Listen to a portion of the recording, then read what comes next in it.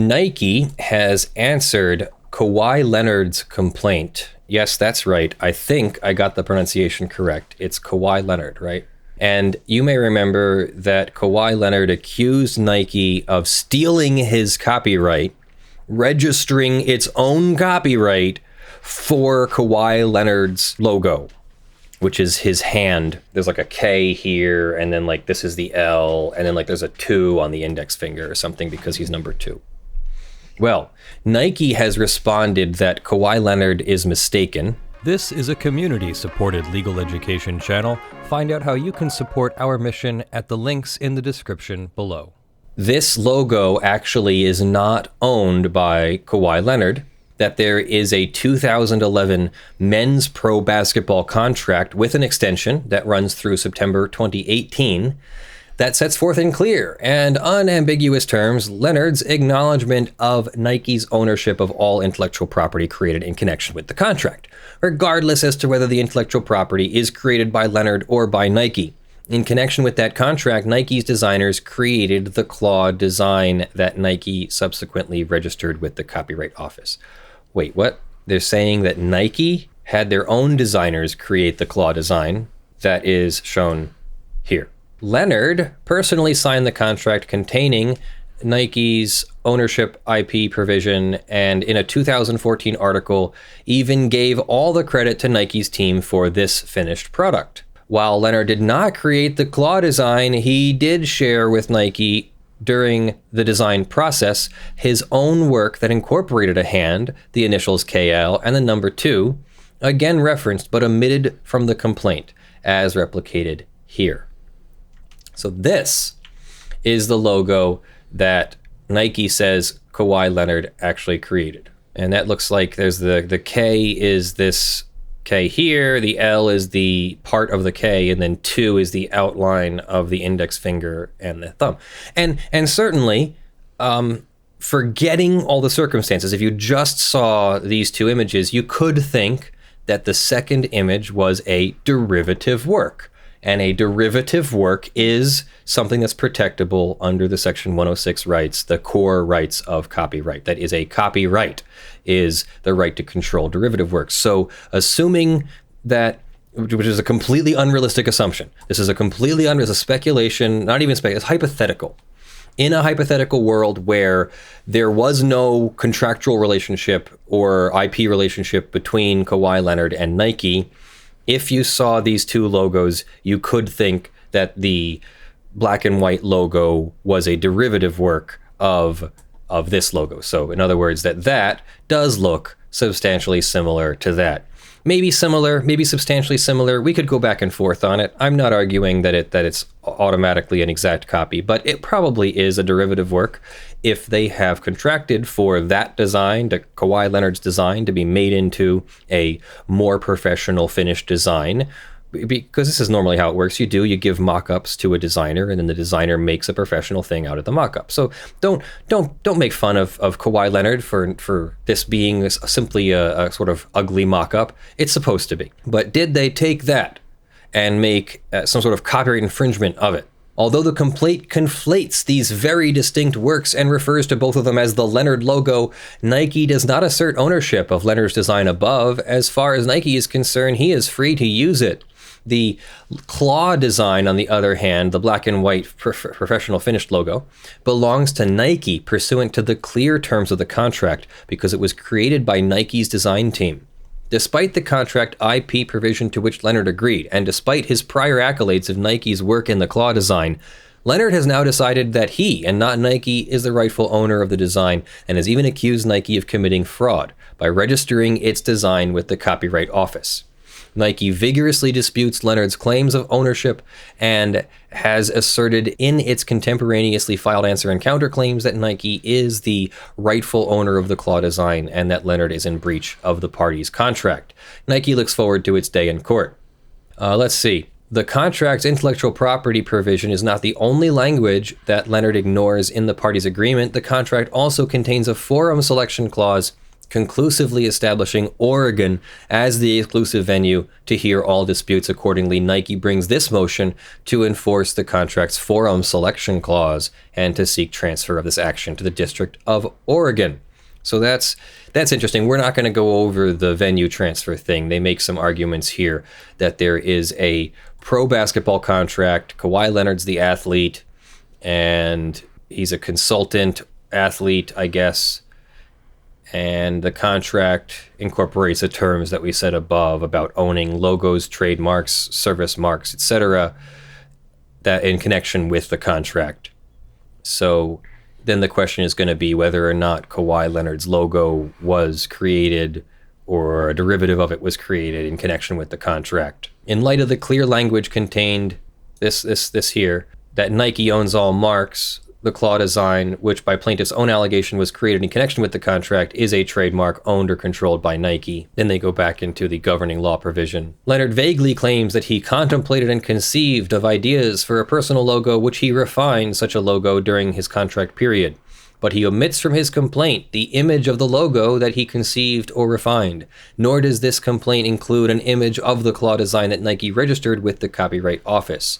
And you notice it has a visual arts number there. Remember we were talking about what the numbers look like? Visual arts is VA, performing arts is PA, etc. Instead, the complaint conflates the rough, hand-drawn design sketch that Leonard forwarded to Nike and the claw design that Nike developed in connection with the contract and subsequently registered for copyright, referring to both as the so-called Leonard logo. These designs are not, in fact, one and the same, and plaintiff's sweeping use of the Leonard logo is thus factually inaccurate.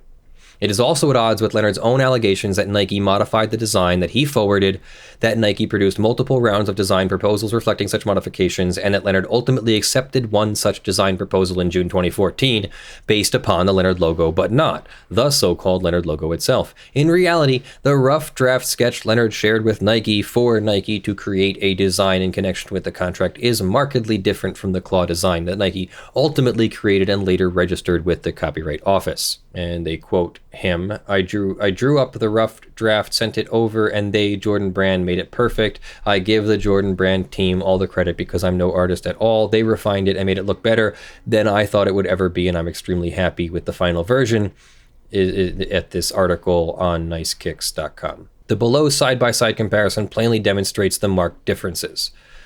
Yeah, I'd say they are different. Yeah.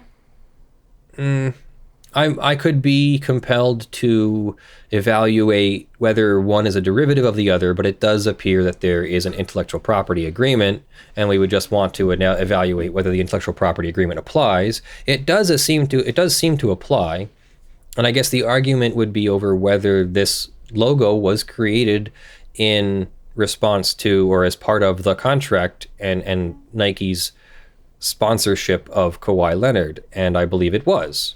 Nike would not have created it if it had not been for the contract. So it's kind of a but-for cause or approximate cause, and then we really just have to evaluate whether that's the sort of thing that really does reach that level under the law. Consistent with the contract's intellectual property ownership provisions, Nike applied for and obtained a U.S. copyright. Leonard filed a complaint saying that he is the sole author of the logo, that his use of the logo does not infringe any rights, that they committed copyright infringement. Okay, so we're back into the forum selection clause here. So I'm going to move on here to their answer and see if there's anything in here. They do the same thing. They deny that his work is the same as their work. And I guess, so an answer, by the way, is just where you go through and explain each of the plaintiff's allegations. So what you would normally do is correlate. So paragraph 37, you would look at the complaint, paragraph 37, and this is the answer to it. So you're only seeing one half of the conversation here. You're only seeing the answers, not the questions. Although you can sort of infer from what's being answered here. So an answer is not necessarily very interesting unless it contains counterclaims. So we do have the improper venue here, and now we have counterclaims. So they're saying that they own the logo and that he has improperly sued them, that there is a contract dispute then.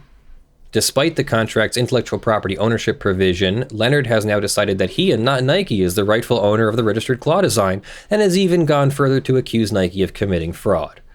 So they have accused him of... They just want a declaratory judgment of copyright ownership, which is normal. That's asking the judge to say, hey, we didn't infringe on a copyright. And then they're saying that he infringed on their copyright. And it's like, no, you infringed on our copyright. Ha, ha, ha. Well, from what I remember in Leonard's complaint, he did admit in saying he used the logo on products outside of Nike. So he's basically, if Nike then owns copyright, he basically then admitted in infringing on Nike's copyright by admitting he's using the logo outside of the products. If he really is wrong about the ownership of the copyright, then he is guilty of copyright infringement, no? Anything else? Copyright cancellation. So they want to cancel his copyright for fraud on the Copyright Office, since he, more or less, he would have been the one fraudulently claiming ownership of a copyright, if he really has a contract that says otherwise. Breach of contract. So yes, if he has a contract and he's claimed copyright ownership of something he doesn't own copyright to under the contract, then yeah, that could be seen as a breach of contract. Now here's the thing though. You don't normally get copyright infringement and breach of contract for the same act. If the act is a breach of a contract, then the breach of contract claim supersedes, and you don't get a copyright infringement claim. If it's just a copyright infringement claim, then there's no breach of contract. It's one or the other. If you've infringed on copyright by breaching the contract, then it's the copyright. Then it's the contract infringement claim. Good job, Leonard. Nessie's eating my brain apparently. If you breach a contract by committing copyright infringement, it's just a breach of contract claim because you've done something outside your license or in violation of your license or agreement. If you don't have a license agreement, then it's copyright infringement. So they really can't get both here, but they've alleged both. And maybe Kawhi Leonard has to respond with his motion to dismiss one of their claims because you can't have both. Maybe they have to be pled in the alternative. So other breach of contract claims, and they are asking for the declaratory judgment, judgment for all the breach of contract claims, attorney's fees and costs, monetary damages, preliminary injunction, permanent injunction, and other such relief, etc. So Kawhi Leonard might not own the copyright he thinks he does if Nike is correct about these allegations. I actually don't know. I'm not a first-hand party in this, so it's just entertaining and educational for us to see what the parties are arguing about and how they're doing it. And then what we'll see next is whether a judge grants the motion for a venue change, and then I'm sure in Oregon court, Nike will be filing more things, like either a motion to dismiss or something. We'll see there what happens. If they answered the complaint, then maybe they didn't think a motion to dismiss was worth it. Because remember, the motion to dismiss, you don't just file a motion to dismiss because you have a dispute over the facts of the case. You only really file a motion to dismiss if the plaintiff's complaint on its face can't result in a trial, basically. Not necessarily a win, but a trial. And so Nike might be saying that Kawhi Leonard's complaint at least does say enough that a judge would allow it to go to a trial. And since it says enough to go to a trial, they have to answer it. Normally you would file a motion to dismiss before you answer. Instead, they've answered and alleged their own counterclaims. So they're getting ready for a fight. Nike is getting spooled up for a fight here, and we should look forward to Nike's fight. I'm doing this for the thumbnail. We should look forward to Nike's fight in, yes, they're supposed to be ridiculous faces. Don't give me that look. I know.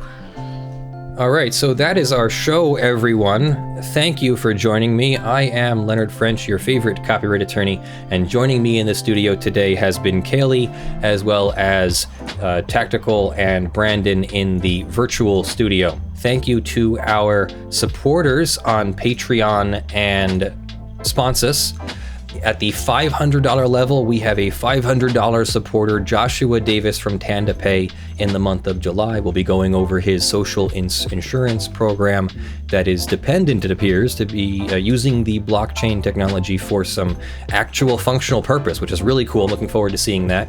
Thank you to our $50 plus supporters in July: John Steele, Gavin Barnard, Kyle Mudrak, Eevi, Michael Pearce, Richard Fournier, Spirit Bear, Jan Negrey, Daniel Perez, and Snorre Wisotzky. And thank you to the $5 plus supporters who are scrolling on the LED panel behind me and in the description with the $50 plus supporters and the $500 supporter as well. So I'll have some dog video for you here for the outro, of course. Actually, here is a dog. Here is the dog. Shark. Love you all. Have a good Sunday and a good week, and I'll see you in the videos that drop. I'm Leonard French, your favorite copyright attorney, and I think I'm doing it again. I'm doing the and. I just can't say goodbye. Bye. Bye. Bye.